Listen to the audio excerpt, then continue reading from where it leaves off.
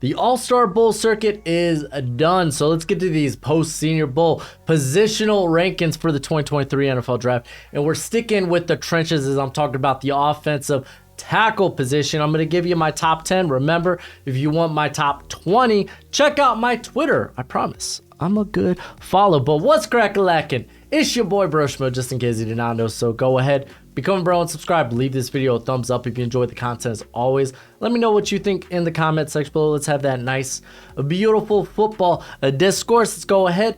Get this sucker started with number 10. Blake Freeland coming in at 6'7", 312 out of BYU. Didn't have the most ideal Senior Bowl. I'm going to say this from the get-go.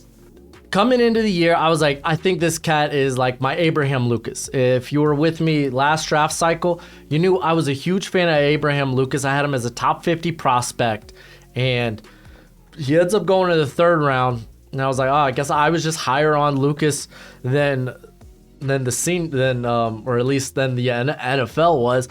And he had a really good rookie year. Now we pivot here. Here I'm like, oh man, Abraham Lucas, he's my Blake Freeland. And then, unlike Abraham Lucas, who had a banger of a Senior Bowl, Freeland kind of struggled there.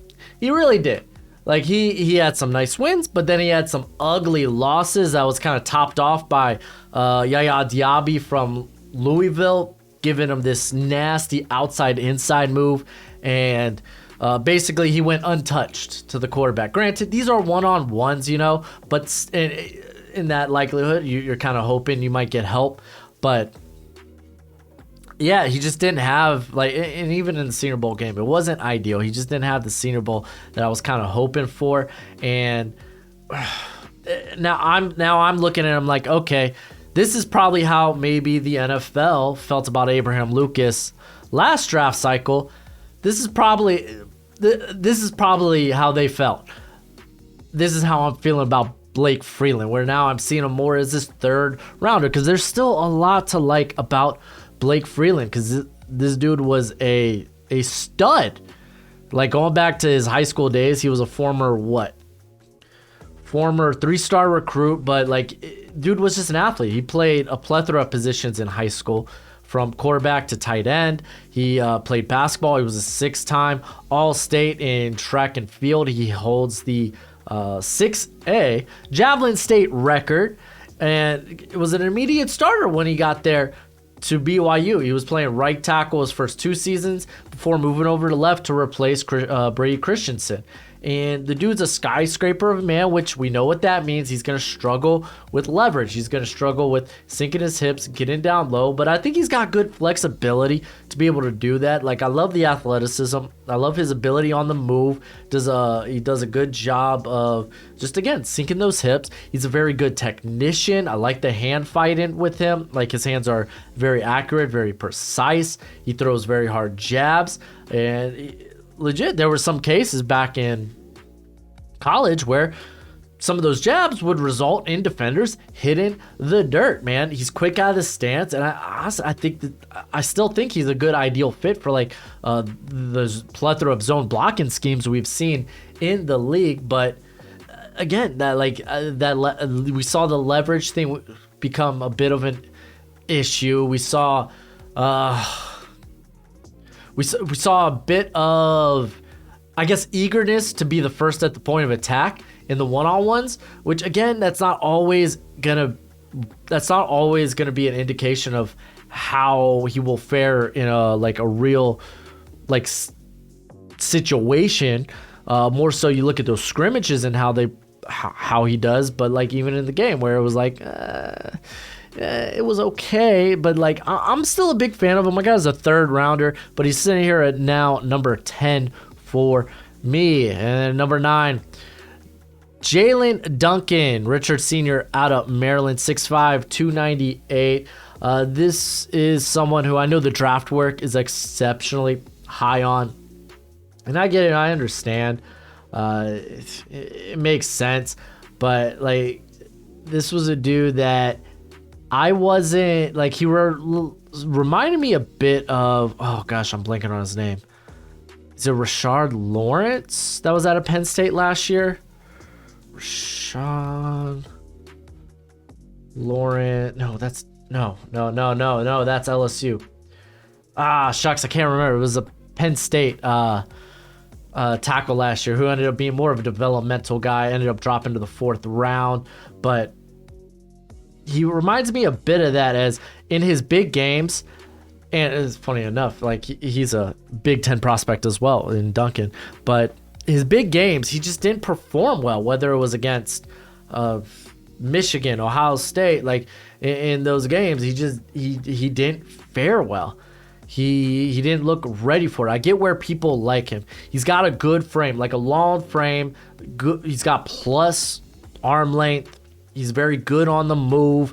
Like this is a cat that can get going out on stretch plays or screens. He likes to get in front and kind of be that lead blocker. So I get why a lot of people, excuse me, like this cat. And he brings a wealth of experience. He's been a starter at left tackle since 2019 for Maryland. So I get why people like him in that regard. But like, he stops his feet on initial contact, which, you know, with me, man, I love leg drive. I love guys that don't stop but churning. They don't stop but going. They keep the feet a moving regardless of position.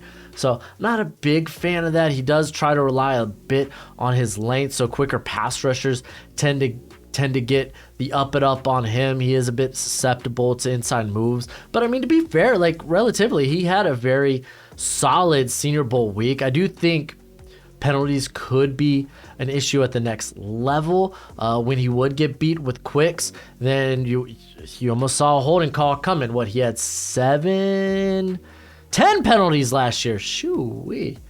Here, and I thought it was only 7. But yeah, 10 penalties last year. He allowed 28 pressures. A lot of that, again, came in those big games. He can be a bit lumbering in pass protection, but in all honesty, like when it comes to like, he's a good mover. He's got plus length. I think he's going to be a really good run blocker to start out. I don't see myself being as high as the general consensus when it comes to the NFL draft community on Jalen Duncan. Like, you'll see this guy probably in like the top 50, top 75. Like, for me, like, he's that fringe top 100. Like, I get that there's things you're willing to bet on there, but for me, the production or the lack of production in big games is a bit alarming, especially for a prospect who's a bit more seasoned. Next on the list, number 8, we got Wanya Morris. Huge freaking fan of Wanya Morris, 6'5", 317. He had a fairly solid Senior Bowl here where in the one-on-ones, he looked really, really good. Unfortunately, in the game, you know, he had a few bad losses. Like, he had one to Ollie Gay where I was just like, no. But like, it kind of is what it is. Like, you at least know from a physical tool standpoint, like, he's got it. He's got everything that makes you think he could at least win at the NFL level, whether that's going to be a tackle or at the guard position. Like I said, in the one-on-ones, he looked very, very good. He had multiple reps against Dylan Horton where he was quick out, and Horton had a really nice dip move, so it kind of probably would have resulted in a hold in the NFL. But you could tell he could probably use better hand placement, be a bit more polished in that regard. But the tools, he's just drilling, like he's drooling, he's oozing with tools. Like, he had multiple wins against Derek Hall, who's another highly regarded prospect in this class. Like, for Wanya Morris, you kind of look at the crux of his career, where he was a former 5-star recruit, goes to Tennessee, has a really encouraging freshman season, and then kind of like takes a step back in 2020 where he only started 7 games. He missed a game with an ankle injury, but wasn't nearly as enticing as the previous season. He goes to Oklahoma and he ends up really being more of a reserve. He can't start the beginning of the year in 2022 because of academic reasons. And once he gets on the field, he starts looking really good again. Like, only allowed 8 pressures and 2 sacks, and that was in 8 starts at right tackle. So it's like, okay, you kind of got this bell curve where the beginning was really good, and then okay, this middle, whatever, and then it goes back up where it's like he finished really strong. And he again, a dude with the tools. He's got the length. Like, what's his length come out to? 35-inch arms. You kidding me? The length is there. The tools are there. He's got a thick lower half. He can set an anchor if he needs to. He's a very solid athlete. He combines good athleticism with also very good power, strong hands. Again, just a guy that hasn't really had the consistency in his career. Again, it's more so that middle part, and a guy that probably needs some refinement in his hands, but he provides a very versatile body where he could play either side of the line. He could play left tackle, he could play right tackle, he could play right guard, he could play left guard. So he provides that versatile body, and that's why I got this cat at top 75. I'm a big fan. He was someone I was kind of like talking about as a potential sleeper going into the Senior Bowl, and he ended up having, I thought, a fairly good Senior Bowl week. All right, on to Matthew Bergeron. Yeah, we're going to go with that today. At 6'5", 223. Another cat I got, top 75, kind of fringe, top 60 to 50 guy. His Senior Bowl week, I thought, was relatively solid. He showed positional versatility. I think some teams are going to be looking at him at guard. Some teams are going to be looking at him as a tackle. He's got plus length. He's got plus 33-inch arms, so you like to see it. You love to see it. He actually came out of Quebec, Canada. He was the first player from his high school to receive a D1 offer for football. So, like, much plus, like, congratulations to you, my friend. Congratulations. And he had a solid career there at Syracuse. Like, he sports good size, good length. He's got big meat hooks for arms, and he can latch on, move defenders, shows great grip strength both in the run and in the passing game. Also possesses very good, I think, lateral ability to get out in front of quicker pass rushers, or to get in front of like screen plays or stretch plays, to be that lead blocker. He's got strong mitts to stop guys right there in their tracks. He's explosive off of the snap, and a dude that, guess what? He turns the feet. He keeps the feet moving, and I love that. Now, consistently, Marin has kind of been a problem, especially guys with exceptionally good get-off. Like, Jared Verse put on some of his best tape against Matthew Bergeron, both when he was at Albany and at Florida State, ironically. But I mean, again, we're talking about a guy that probably would have been this top 15 prospect in this class if he decided to declare. So that's kind of A-okay with me. There are times where he can be a bit more consistent in maintaining leverage and resetting his anchor. Like, in the game, there were a bit spoofs from him that resulted in penalties. As a run blocker, doesn't necessarily have the killer instinct. He's more of a mover than a barrier, but not like barrier, but like bury you. But like, very plus athlete, plus length, and like if people think he's fringe top 50, I'm A-okay with that. Like, he's gonna be, again, someone looked at like a potential guard or tackle in the NFL. Top 75 guy for Broshmo here. Don't know why I'm talking about myself in the third person, but I am. Let's go to DeJuan Jones. We're going to get to the first round prospects here, and I got 6 of them. Weighing in at 6'8", 375. Everyone was already pegging this cat as a first rounder after the measurables, as his wingspan came in ridiculous, set a Senior Bowl record, had almost 37-inch arms, absolutely ridiculous. Got legit mitts with 11-inch hands, 11+ inch hands. But dude, I'm a big fan of DeJuan Jones. Yes, Gojo, just scratch the carpet, bud. See, Gojo, he might not be visually in the video, but he wants to make his presence known in the video. So DeJuan Jones, he has some of my favorite tape that I watched of him was him just totally annihilating, knocking a guy on his butt at the first level, going to the second level, and literally calling out the next guy he's gonna get. like literally looking. He's got that wingspan. He's got that length where he uses his hands independently very very well to get his hands on as many defenders as possible. And I love that. I love that mentality. He's got that killer instinct, I would say. He's just a massive human being. He's quicker out of stance, and he's a much quicker mover than you would anticipate from a guy his size. Again, people kind of bring up Daniel Faalele. I know I do a bunch, that you kind of wish that, like a lot of people wish that Faalele was the prospect DeJuan Jones was. As DeJuan Jones, he has that killer instinct. He plays his weight, but he's also a much better mover, as we didn't really see some of that from Faalele, which is why he fell to day 3. So, like DeJuan Jones, man, like he might, again, moves well for his size, but you got to put that for his size. He's going to lose sometimes to quicker guys, and I think that's okay. I think that's all right. He's got such a wide and imposing base that he's I think going to win more times than not. He actually has a good understanding of like blocking angles and his assignment, what he needs to do to get the job done.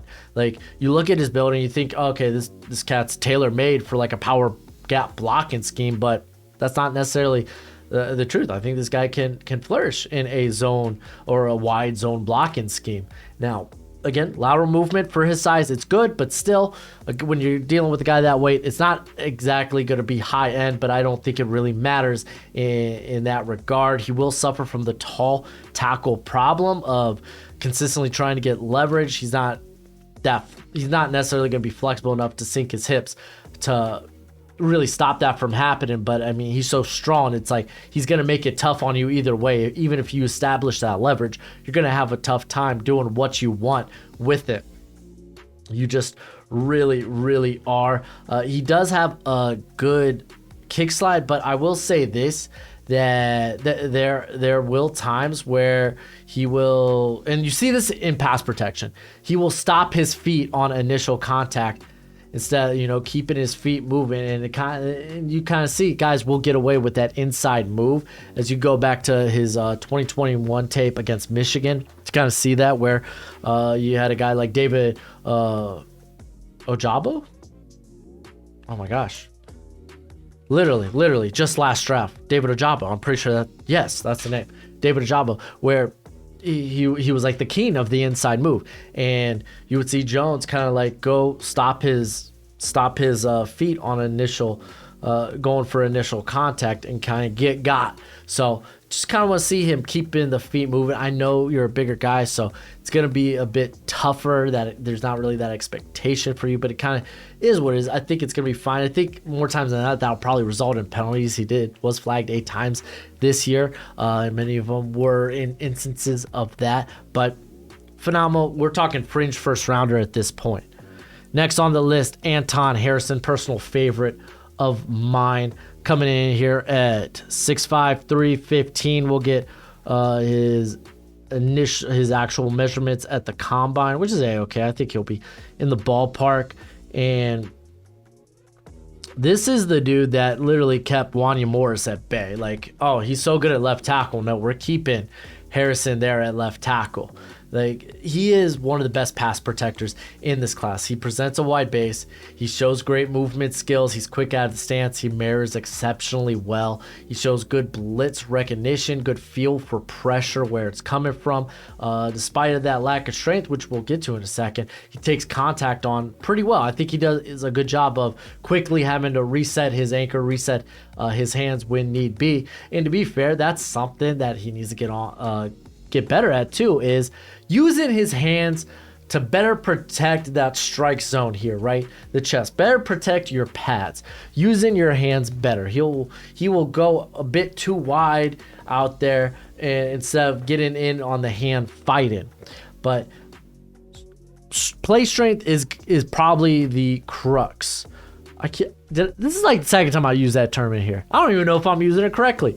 I don't care. But that's kind of be the Achilles heel. Like, and he knows it. That's the thing. Prior to the season, he was like, I know I need to get better play strength.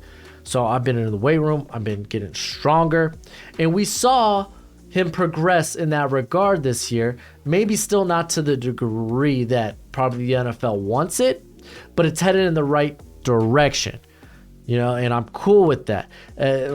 Dude, coaches and teammates, they rave about this guy's leadership, his football IQ, his work ethic, especially the work ethic in the weight room. The guy that's very aware of hey, I need to get better at this, and then going out doing that and showing, hey, we've seen it. We've seen him. He's put on more mass, and he's getting better in that regard. It's that's a big plus for me. For me, it's he's a shoo-in for the first round, honestly. Back into the first round, I need a tackle.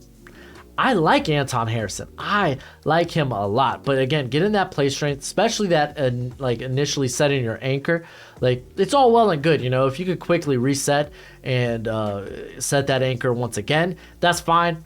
But you don't want to concede a whole ton of ground if you don't have to. So getting the play strength up is a big key for him. So I'm a huge fan. Those are kind of my concerns with him. But again, a dude that I think his work ethic, I think the NFL is going to love. I think this dude's going to interview amazingly. It won't surprise me if he can sneak into the top 20 just based on that. Let's see how he tests out. But big fan. All right, number 4, Darnell Wright out of Tennessee, 6'5", 342, had a stellar season this past year at Tennessee, only allowing 8 pressures, no sacks, coming in with 34-inch arms. Goodness gracious, I'm already hot and bothered. And this dude, he came in bigger than anticipated, but he still moved exceptionally well for his size. I think he had one at least bad loss. Everyone was putting it up, and it was against, I think it was Will McDonald, who was literally lighting everyone up. Will McDonald's explosiveness and sheer burst and speed was hard for everyone to deal with, and he put a good inside move on Wright. But still, dude, Wright had a very good week, very solid week. I'm probably one of the bigger fans. I know Alex from Hail Mary Sports was a huge fan of this cat prior to me. I was a bit slower on him. I think it was just about maybe a month and a half, where I was like, okay, we could talk about him as a fringe first. Now I'm saying, you know what? If he sneaks in the top 20, won't surprise me. Again, for Darnell Wright and Anton Harrison are right there for me. They're two of my favorite prospects who, if they go in the top 20, I'm cool with. They're very good prospects. But this dude's a big boy, presents a wide frame that's just super hard to get around. He has the length. He has surprisingly good short area quicks, and he just has the makings of a dangerous player in the run game. Really does. You look at that build and you're scared. He's very good on the move. He does an excellent job of getting to the second level. His hands just explode. It's like someone threw a bomb on your chest. It's what it's like. It's like a brick going through a windshield. Except for that windshield is the chest of a defender. He sinks well to match leverage despite being that 6'5". Again, you really don't worry about leverage. Because typically guys at 6'5", 6'6", playing the tackle position, their flexibility is pretty solid. It's really, you get to that 6'7", 6'8", then it's like, oh no, how do you handle this? But I think he sinks well. He matches leverage well. He has versatility too, to block in a variety of different schemes. He's played a variety of different positions anywhere. He's played both guard spots. He can play both tackle spots. I'm a big fan. He's difficult to get around, and there are times where, he's not the most fleet of foot. It is what it is. I think his foot speed's good enough to where he can get to where he needs to be on any given assignment. Penalties, I'm glad he reeled back on that this year. You go back to 2021, he had 10 penalties because a lot of those quicker pass rushers did give him problems, resulting in holding calls. This year, only 3 penalties. Very solid. I like that. He is more of a mauler, but there are times where he gets that second level, he turns into a lunger. Listen, it happens to a lot of guys. It's just when you ever hear, overextending, it just means they're getting their head out in front of their body. So kind of the weight distribution is a bit off, so they're a bit top heavy. And there are aspects of that when he gets to the second level. But again, just some of the cons that aren't really that big. This dude's a good prospect. You should like him. Broderick Jones coming in at number 3. Top 20 pick for me, 6'4", 310. Former 5-star recruit from the 2020 class. Thick frame. Plays like he wants to hit somebody. I love the mentality. And it's just been on display throughout the course of the last season. Allowed only 9 pressures. No sacks on 470 passing snaps. And straight up, dude, he looked better than, well, to be fair, Jamari Sawyer fell quite a bit. He went to the 6th round. I thought he could have gone higher. But that was the guy that was playing in front of him in 2021. Sawyer, I think, missed 4 games that year. And Jones came in and I thought looked much like, oh, man, this is the guy they should have out there. Just kick freaking Sawyer into guard because he's already basically playing guard with how much extra protection they had for Sawyer. But, man, Jones was like, you were looking at this guy like he's going to be a top 20 pick. Easy, hands down. Like he's good athleticism. Dude's got good length. He moves exceptionally well. Wide base, imposing size, like, or at least an imposing feel. You know, you could probably blame Brendan Cox, the former Florida Gator, for him getting dismissed from his team because of how much Jones frustrated him in that game. It was like a goal line snap that resulted in a touchdown for Georgia, where like Cox, I'll give him credit, man. He came back, like he got knocked back, but he came back and just Jones manhandled him all like almost to the back of the end zone. It was funny, and yeah, after stinking Cox starts throwing blows and then dismissed. Oh man. It was good, man. He's got the mentality, man. Broderick Jones has got that mentality the NFL loves, man. He doesn't lose power when he has to reset his anchor, and when you get to it, or when you look at it, it's like he probably needs more polish as a pass protector. His feet could be a bit more. He just needs better footwork. It could get a bit more. He's a bit plodding, a bit clunky with his footwork. But he has the ability to move his feet quickly. He's a really good athlete. He's just clunky in some regards, and honestly, this is a cat that he checks a lot of boxes. Some people even have him being the top tackle off the board, which, hey, that's fine. I think he could be right up there with that. I just like these next 2 guys just a bit more. All right, number 2, Peter Skronsky out of Northwestern, 6'4", 315. The big thing for him is, man, he's probably going to come in with sub-ideal length. He's not going to test as well as some of the other top tackles at his position, so he's not going to be this stupid high-end athlete for the position. So you're going to see people knock them down their boards because either one, they think they're probably going to bet on guys with better length, better athletics, or they're going to just view him as a guard. That's kind of what it is. But he has been wonderful the last 3 seasons there for Northwestern. A true technician, a guy that has powerful hands, like very active hands. You're at his whim. He knows how to use them exceptionally well. Thick base. He can drive guys back at the point of attack. Has very nimble feet, never stops the legs from churning. So you love to see it. Coaches rave about his work ethic, his football IQ. Obviously, he can play a variety of different positions. He was recruited to be a center. They were actually looking at playing him at, I think, left guard before Rashawn Slater decided to opt out of the 2020 season. So Skronsky ended up getting the go-ahead at left tackle, and it's kind of been news ever since. Now, again, the knock, it's gonna be size. It's gonna be okay. He might struggle with power. He put on a ton of weight. Like, he was sub 300 coming to the year, and went to 315. So how he deals with NFL power might be a bit of a question for some teams. He's just not gonna be those high-end tools that the NFL loves and just drools about. But when it comes down to it, he's an exceptionally solid player. He's going to be a very, very solid player, and some teams are just going to be looking for that. I'm a big fan of Skronsky. Number 1, Paris Johnson. Look at that smile. He is 6'6", 310, and he is going to be my top tackle. First off, probably one of the best human beings in this draft class. He has a long list of volunteer work and volunteer experience. He started his own foundation for disabled vets and disadvantaged student athletes. He also writes articles for Ohio State's newspaper. So a guy that really goes out of his way, to be very, what am I saying here? Guy that goes out of his way to do other things. He isn't just a football player. He got a mind too. Not saying none of these guys do, but I thought it was an interesting thing to note.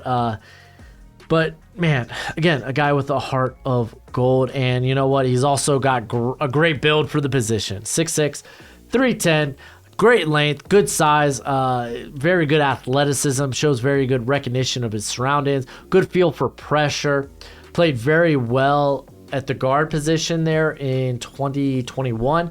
But you looked at him and be like, man, this guy's built to play tackle, moves out to tackle, had an exceptionally good season there for Ohio State. And like, no kidding, the dude has a lot of power throughout his frame, good full body, just strength in general. He's got the mentality to want to bury guys 6 feet under, and I think he's just got a very, very well-rounded, complete game. He really, really does. If you want to nitpick, okay, he's a lunger. It happens. He plays a bit out in front of himself. Again, a bit of a nitpick, but it is something worth noting. And honestly, that's kind of my biggest gripe on him. I think he could be more polished as a hand fighter, but it's not like it's to his detriment. I think he does a solid job with his hands, his hand placement, how he uses his length. I'm just overall a very big fan of Paris Johnson.